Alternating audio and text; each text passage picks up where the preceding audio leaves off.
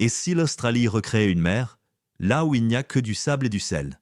Un ancien projet refait surface, remplir le cœur du continent d'eau de mer pour affronter la sécheresse. Mais entre rêve écologique et avertissement historique, ce plan soulève une question. Jusqu'où sommes-nous prêts à aller pour survivre? Le centre de l'Australie est l'un des endroits les plus hostiles de la planète. Une terre brûlée par le soleil, battue par la sécheresse. Presque vide d'habitants, mais depuis près d'un siècle, une idée revient sans cesse, créer une mer artificielle là où il n'y a que du désert. Un projet fou, abandonné plusieurs fois, mais qui pourrait bien devenir réalité.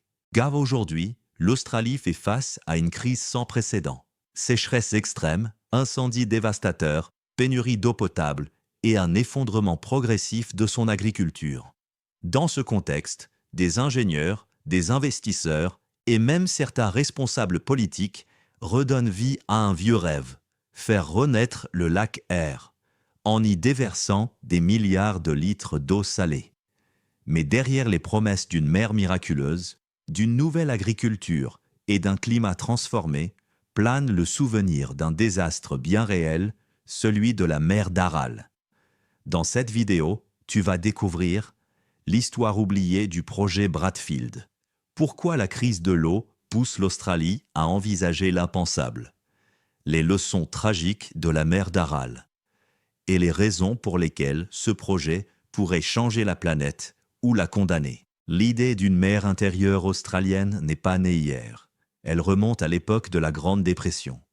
En 1938, un ingénieur du nom de John Bradfield, déjà célèbre pour avoir construit le Sydney Harbour Bridge, présente un projet aussi ambitieux que controversé. Détourner des rivières tropicales du nord de l'Australie vers le sud désertique, afin d'inonder un immense bassin aride, le lac Eyre. Le lac Eyre, situé à 15 mètres sous le niveau de la mer, est le point le plus bas du continent. Une dépression naturelle, immense, souvent asséchée, couverte de sel. Pour Bradfield, c'était l'endroit idéal pour créer une mer artificielle. Son plan prévoyait plus de 2000 km de barrages, de canaux et de stations de pompage. Une véritable opération de géo-ingénierie bien avant que le mot existe. L'objectif? Transformer le climat australien. Favoriser les pluies par l'évaporation. Développer l'agriculture au cœur du pays. Produire de l'électricité grâce à l'eau en mouvement. Et surtout, redonner espoir à un pays frappé par la misère économique. Une vision audacieuse, presque utopique. Ce n'est pas un délire d'ingénieurs isolés. À l'époque, beaucoup y croyaient. Dans un pays jeune, en pleine construction, cette mer intérieure promettait richesse, stabilité et grandeur nationale.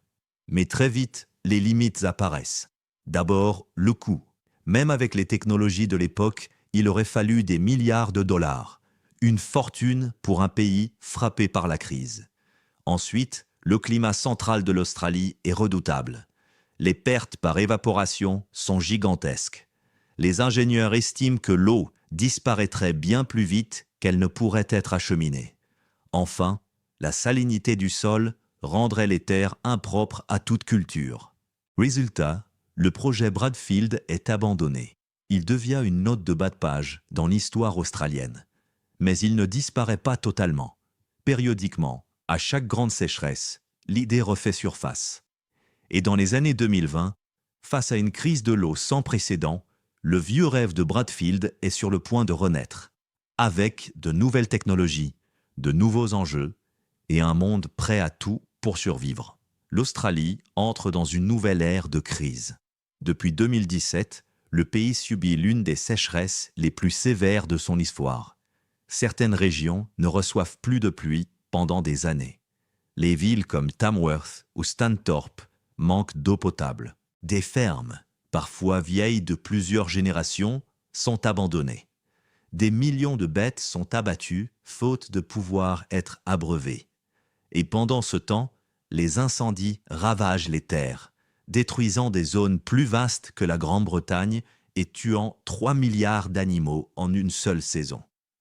Face à cet effondrement, les solutions traditionnelles ne suffisent plus. Les réservoirs sont vides. L'eau de pluie s'évapore avant même d'atteindre le sol. Les usines de dessalement aident, mais à peine. L'Australie est dans une impasse. C'est dans ce contexte que certains scientifiques, investisseurs et ingénieurs commencent à évoquer une idée radicale. Créer une mer au cœur du désert, non plus à partir des rivières, comme Bradfield l'envisageait, mais à partir de l'océan. Le plan est audacieux.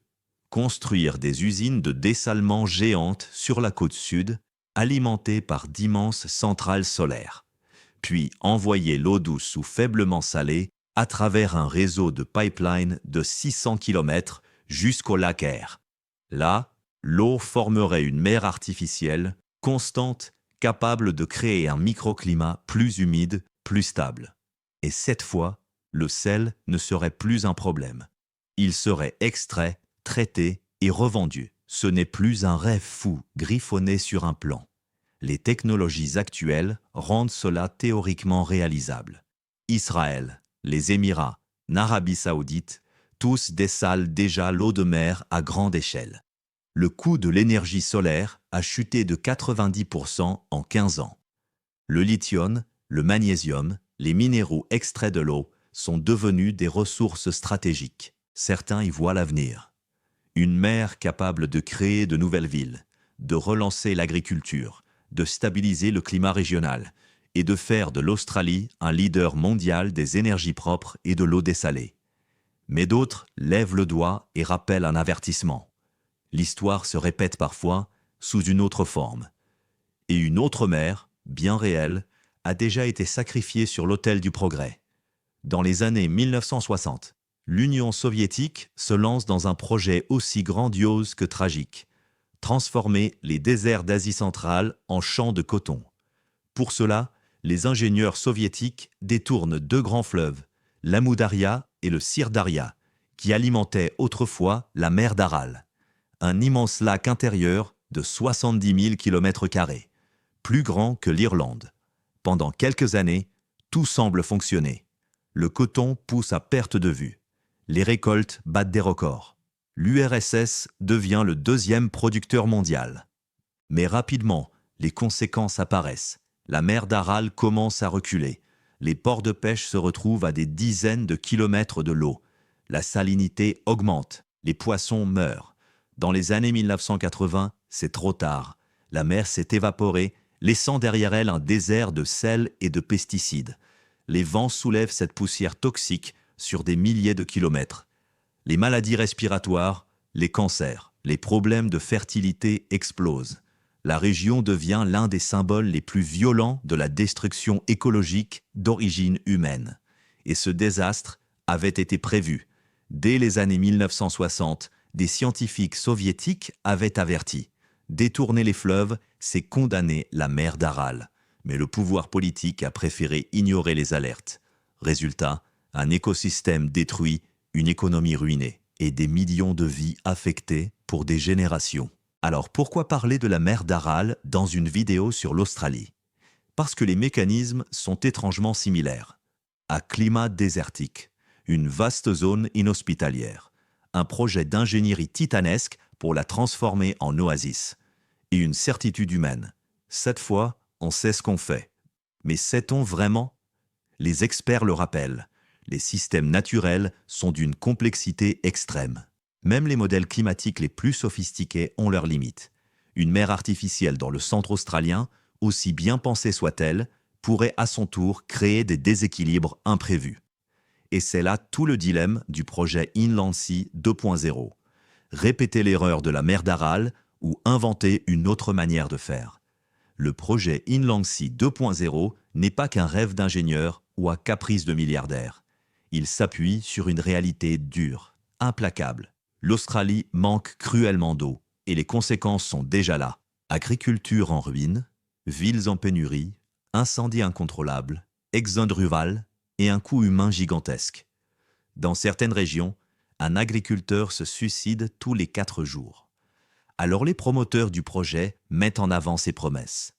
En tête, le climat. Une étendue d'eau permanente provoquerait de l'évaporation. L'humidité augmenterait.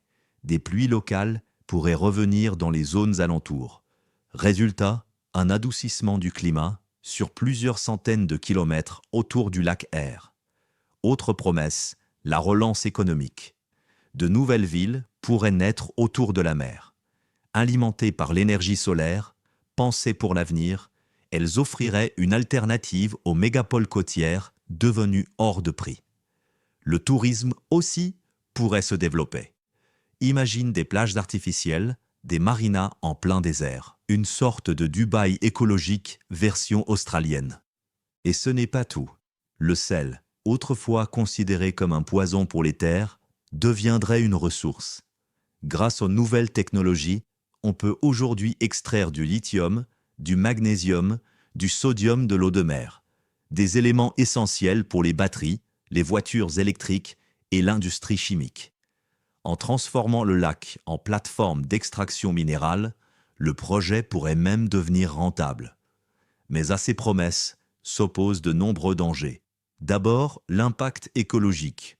Remplir une mer artificielle avec de l'eau salée, même traitée, peut provoquer une salinisation massive des sols. Les terres alentours pourraient devenir stériles. Le fragile équilibre des écosystèmes intérieurs serait bouleversé. Ensuite, le coût, 200 milliards de dollars, soit plus que le budget annuel de tout le pays. Un projet d'une telle ampleur exigerait un financement international et une stabilité politique à long terme.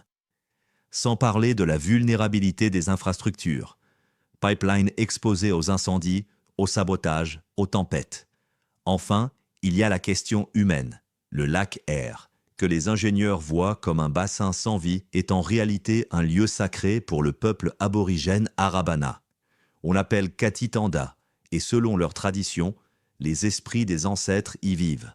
Inonder cette terre, c'est, pour eux, détruire un temple. Remplir un désert d'eau de mer, créer un climat, construire des villes, sauver un pays de la sécheresse ou tout détruire une fois encore. Le projet de mer intérieure australienne fascine autant qu'il inquiète. Il cristallise notre époque, celle où la science affronte les limites de la planète, où l'on cherche des solutions radicales à des problèmes qui le sont tout autant. Une chose est sûre, l'Australie est à un carrefour. Elle ne peut plus compter sur les pluies, ni sur ses réservoirs, ni sur les solutions du passé. Créer une mer artificielle dans le centre du continent est techniquement envisageable. Les énergies renouvelables, le dessalement, l'ingénierie de précision, tout cela existe déjà ailleurs. Mais ce n'est pas une décision technique, c'est une décision de civilisation.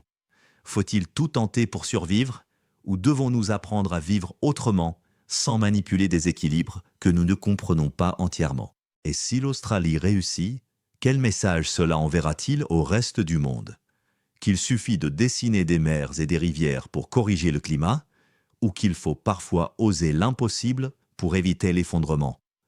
Alors, ce projet australien est-il une réponse visionnaire à la crise climatique ou une nouvelle folie humaine comme celle de la mer d'Aral? À toi de te faire ton idée.